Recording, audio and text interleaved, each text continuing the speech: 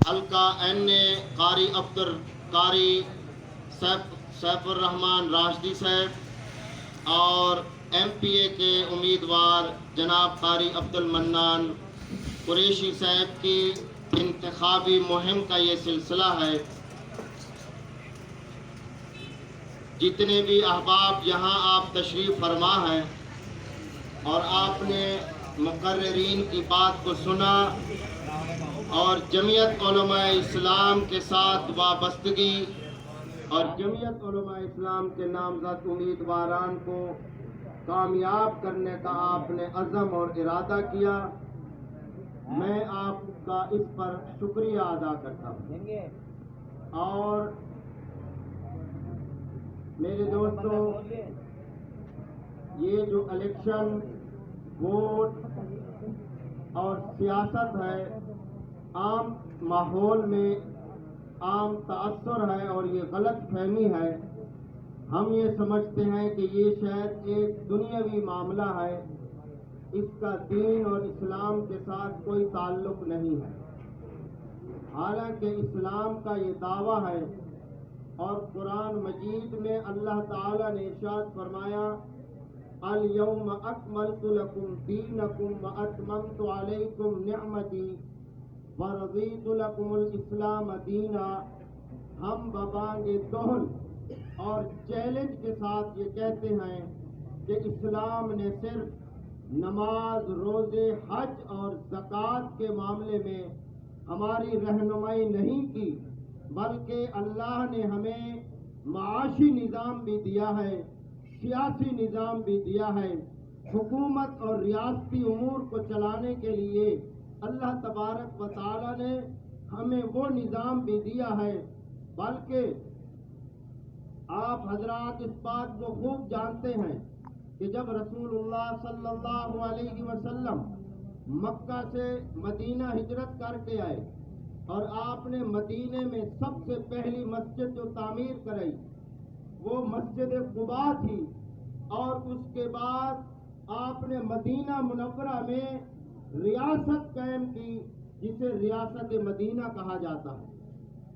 اور اللہ تعالیٰ فرماتے ہیں، لَقَدْ كَانَ لَكُمْ فِي رَسُولِ اللَّهِ أُسْوَةٌ حَسَنَةٌ، کہ اے مسلمانوں، تمہارے لیے تمہاری زندگی گزارنے کے لیے بہترین آئیڈیل اور نمونہ وہ میرے آمنہ کے لال اور میرے حبیب صلی اللہ علیہ وسلم کی زندگی ہے۔ تو یہ ہم نہیں کہہ سکتے کہ سیاسی معاملات میں اسلام نے ہماری کوئی رہنمائی نہیں کی۔ تو میں نے آیت آپ کے سامنے تلاوت کی کہ وَلَا تَكْتُمُوا الشَّهَادَةَ، مفسرین نے، علماء اور مجتہدین نے اس کی تفسیر میں لکھا ہے، فرمایا ہے کہ آج کے دور میں جب ریاست الیکشن کا کوئی دن مقرر کرتی ہے اور اپنی قوم اور عوام سے کہتی ہے کہ اس دن تم اپنے حلقے کے امیدواران کا انتخاب کرو اور ان کے بیلٹ باکس میں ووٹ ڈالو، تو یہ دن صرف عام دن پرچی ڈالنے کا دن نہیں ہے، بلکہ یہ شہادت اور گواہی دینے کا دن ہوتا ہے۔ وہ کس طرح کہ مثلا ہمارے حلقے میں 4 یا 5 یا 10 امیدوار کھڑے ہیں اور ہر ایک کا یہ دعویٰ ہے کہ میں امانت دار ہوں، میں ملک اور قوم کے ساتھ مخلص ہوں، میں اپنے حلقے کی عوام کا خادم ہوں، تو ریاست ووٹ کی پرچی کے ذریعے سے ہمیں یہ کہتی ہے کہ آپ ان کے بارے میں گواہی دیں کہ ان میں سے کون سچا ہے، کون زیادہ وفادار ہے اور کون قوم کا نمائندہ بننے کا حقدار ہے۔ اس لیے یہ ووٹ گواہی ہے، شہادت ہے، شہادت۔ اور آپ کو معلوم ہے کہ جس طرح گواہی، جھوٹی گواہی دینا گناہ ہے اور حرام ہے، اسی طرح ضرورت کے وقت جب گواہوں سے گواہی طلب کی جائے پھر اس وقت گواہی نہ دینا یہ بھی حرام اور گناہ ہے۔ لہذا اب ووٹ کے متعلق 2 چیزیں ہیں، ایک یہ کہ ہم نے دیانتدار، امانتدار اور مخلص اور اسلام اور نظریہ اسلام کا دفاع کرنے والے اور ختم نبوت اور اسلامی نظام کا جد و جہد کرنے والے امیدوار کو ووٹ دینا ہے۔ شرعاً یہ واجب ہے اگر کوئی شرعی عذر نہیں ہے۔ اور دوسری بات یہ ہے کہ اگر ہمارے حلقے میں کوئی صحیح انسان، امانتدار، عالم، اسلام اور نظریہ اسلام کا دفاع کرنے والا وہ اپنے آپ کو پیش کرتا ہے، لیکن اگر ہم اس کی سپورٹ نہیں کرتے، اس کو ووٹ نہیں دیتے، تو اس کو ووٹ نہ دینا ان آیات کی تفسیر میں مجتہدین نے لکھا ہے یہ گناہ ہے۔ وَمَن يَكْتُمْهَا فَإِنَّهُ آثِمٌ قَلْبُهُ، اللہ فرماتے ہیں کہ ایسا شخص گناہگار ہے۔ اور میرے دوستو، ووٹ کی ایک دوسری حیثیت ہے، وہ آپ لوگ عمومی طور پر سنتے ہیں، وہ یہ کہ ووٹ ایک امانت ہے۔ اب امانت تو وہ ہوتی ہے کہ جو آدمی کسی کے پاس کچھ رقم رکھوائے، کوئی چیز رکھوائے کہ یہ چیز میری آپ کے پاس امانت ہے۔ تو ووٹ کیسے امانت ہے؟ ووٹ تو کسی امیدوار نے ہمارے پاس امانت نہیں رکھوایا۔ تو یہ بات آپ خوب سمجھ لیں، حدیث میں آتا ہے ان المستشار مؤتمن، جس سے مشورہ طلب کیا جائے تو مشورہ دینے والا امانت سمجھ کر مشورہ دے، دیانت داری کے ساتھ، وہ اپنے مفادات، اپنے ذاتی اغراض و مقاصد، اپنے خاندان اور برادری کے مفادات سے ہٹ کر حق اور سچ کی بات کرے، امانت کے ساتھ مشورہ دے۔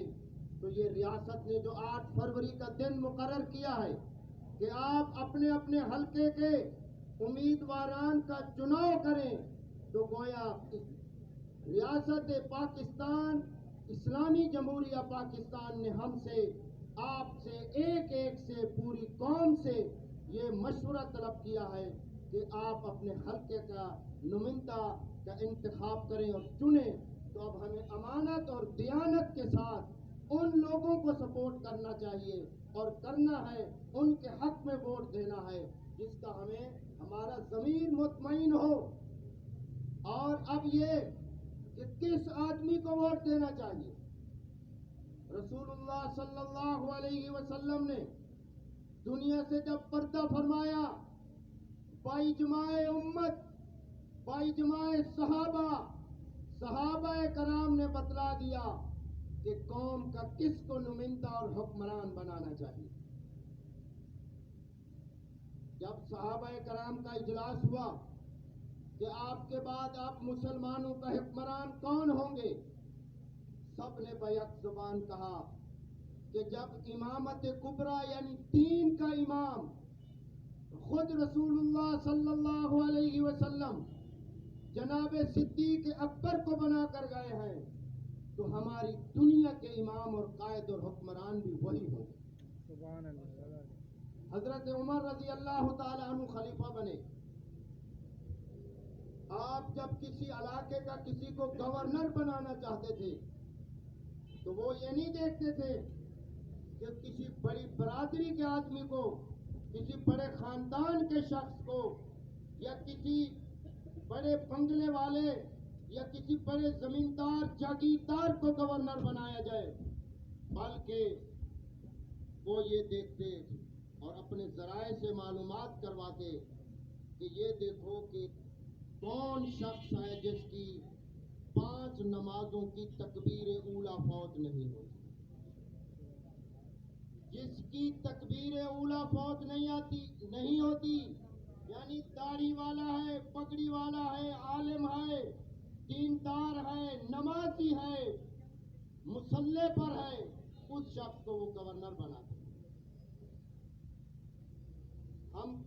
ہمارے لیے جتنے بھی امیدوار کھڑے ہیں وہ اور ان کی پارٹیوں کے قائدین ہمارے لیے معزز ہے اور قابل احترام ہے، لیکن تحدیث بالنعمت کے طور پر ہم یہ کہہ سکتے ہیں کہ ان میں سے کوئی امیدوار ایسا نہیں ہے جو ہمارا امام تو کچا اپنے باپ کا جنازہ بھی پڑھا سکے، اور ہمارے امیدواران ہمارے عیدین کے بھی امام بن سکتے ہیں، ہماری جنازوں کے بھی امام بن سکتے ہیں، اور یہی ہمارے اس بات کے حقدار ہیں کہ یہ ہمارے حکمران بھی بن سکتے ہیں۔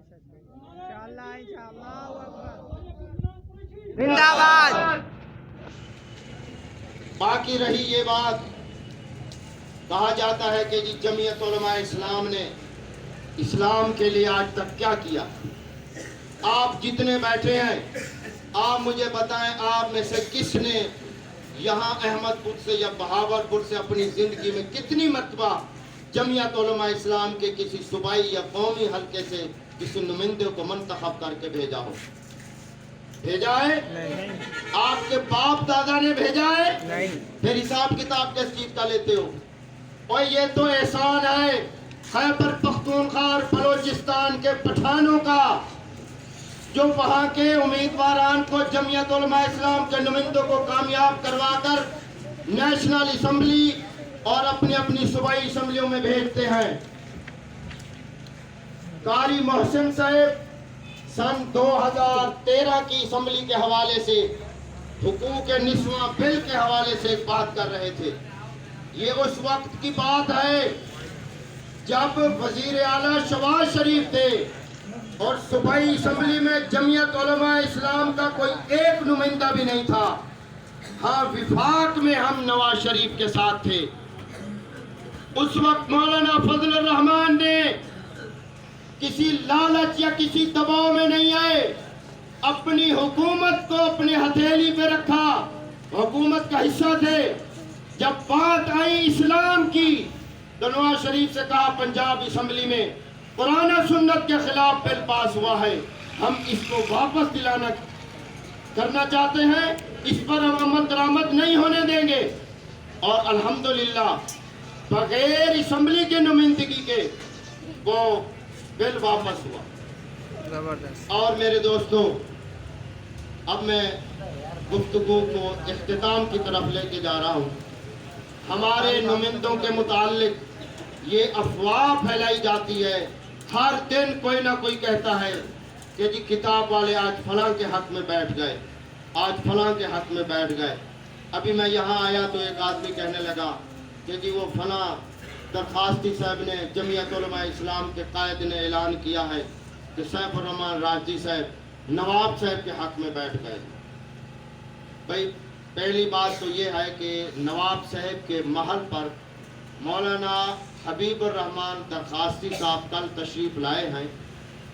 انہوں نے اپنی حمایت کا اعلان کیا ہے، ہماری جماعت کے ساتھ ان کا کوئی تعلق نہیں ہے، وہ ہماری جماعت کے عہدیدار نہیں ہیں، اور سیف الرحمان راشدی صاحب کی دستبرداری کا انہوں نے اعلان بھی نہیں کیا۔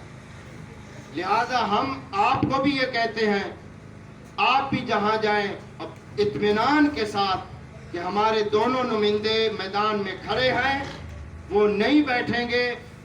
ہماری مقدر میں جتنا ووٹ ہے انشاءاللہ ہمیں ملے گا، ہمیں اللہ سے جیت کی توقع ہے، ٹھیک ہے۔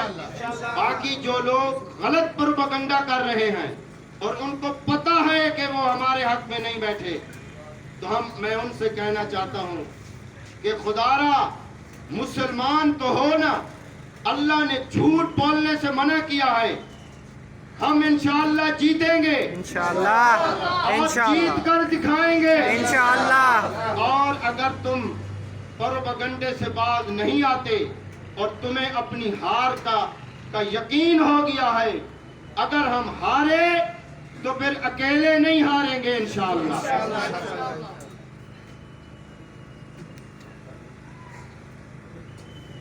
اب دیکھیں، لوگ جو ہے مولانا فضل الرحمان کے بارے میں کہتے ہیں کہ جی وہ تو ایسا تھا، جس طرح دیگر پارٹیوں والے پروپیگنڈا کر رہے ہیں۔ گزشتہ حکومت عمران خان کی تھی پورے ملک میں، اور وفاقی حکومت بھی پہلے تو یہ کہتے تھے نا کہ جی مولانا کبھی پیپلز پارٹی کے ساتھ